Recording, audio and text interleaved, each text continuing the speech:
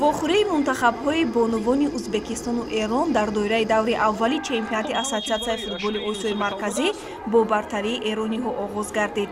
ҳисобро дар дақиқаи панҷум Саҳар Замонифар боз кард. Дере нагузашта Фотима Папи голи дуюми дастаашро ба самар расонид. Бо афзалии эрониҳо қисмати аввали дидор пушти сар шуд. мутаассифона дар бозӣ мухлисони ҳарду ҷониб ширкат надоштанд. Якчанд нафаре ки вохӯриро тамошо мекарданд, футзалбозони тоҷик, варзишгарон, мураббиён ва масъулини соҳа буданд. Я сейчас до сих пор разобраться не могу, или Узбекистан прибавил, или Иран чуть-чуть послабее выглядит, но почти игра идет такая равная. И 2-0, поверьте, в прошлом году гораздо отрыв в счете был огромный. Дар қисмати дуюм ҳам бонувони футзалбозии мунтахаби Эрон пешсафиро аз даст надоданд. Дар дақиқаи якуми нимаи дуюм Соро Ширбегӣ голи сеюмро вориди дарвозаи дастаи Узбекистон намуд. Дарҳол пас аз ин Фаришта Каримӣ низ номи худро бар рӯйхати голзанҳои рақобат сабт намуд. Дар дақиқаи 13 Мафтуна Шоимова тавонист ба як голи ҳарифон ҷавоб гӯяд. Дере нагузашта Нисо Аҳадӣ натиҷаро 5-1 кард. Дар дақиқаи 14 Уғулой Кучкарова голи дуюми Узбекистонро вориди дарвозаи Эрон намуд. Бо ҳамин бозӣ бо ҳисоби 5-2 ба фоидаи мунтахаби Эрон поён пазируфт.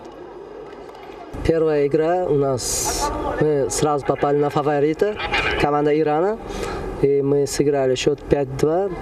Я думаю, наша команда постаралась сделать все, что мы хотели, но некоторые моменты у нас не получалось. Они, наверное, переволновались, и некоторые моменты свои не забили, а иранцы свои моменты использовали. И думаю, счет закономерен. ҳамчунин дар дораи боҷиҳои даври аввал тими мунтахаби бонувони кишвар бо яккачини Қирғизистон вохӯрӣ анҷом дод. Ин ду тим ғолибро муайян карда натавонистанд. Қисми аввал хубони ҳарду мунтахаб ҳамлаҳои пайҳамро созмон медоданд, вале мушарраф ба задани гол нагардиданд. Нимаи аввали майдондорӣ мусовӣ ҷанбаст гардид. Дар қисми аввал метавон ҳунарнамоии хуби дарвозабони тими миллии кишвар Сайёра Саидовро қайд кард.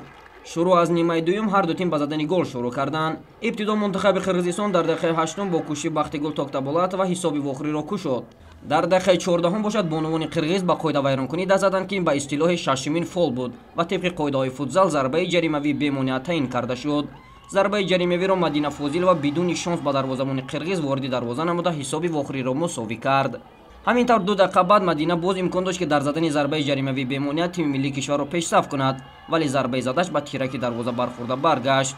қайд бояд кард ки барои ҳар як қоида вайронкунӣ ҳарифон довар метавонист ба самти дарвозашон зарбаи ҷаримавии бемониа таъин намояд ва дар дақиқаи 18 Мадина зарбаи ҷаримавии навбатиро бе суруға равон намуд.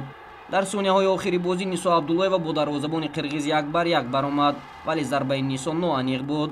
ҳамин тавр мунтахаби бонувони кишвар дар бозии нахусташ бо як имтиёз иктифо кард.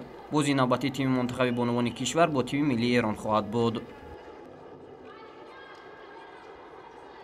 Первая игра, девочки немножко переживали, у нас состав молодой.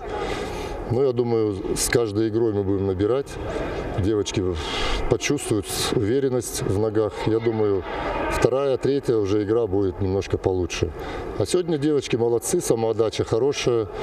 Играли с хозяевами, поэтому с хозяевами всегда играть тяжело. Поэтому я доволен. имрӯз бошад бозиҳои даври дуюми чемпионати Ассотсиатсияи футболи Осиёи Марказӣ шурӯъ мешаванд. дар соати 3 мунтахаби Узбекистон бо мунтахаби Қирғизистон андари майдон мешавад. тими миллии бонувони кишвар бошад соати 6 бо яккачини Эрон андари рақобат хоҳанд шуд.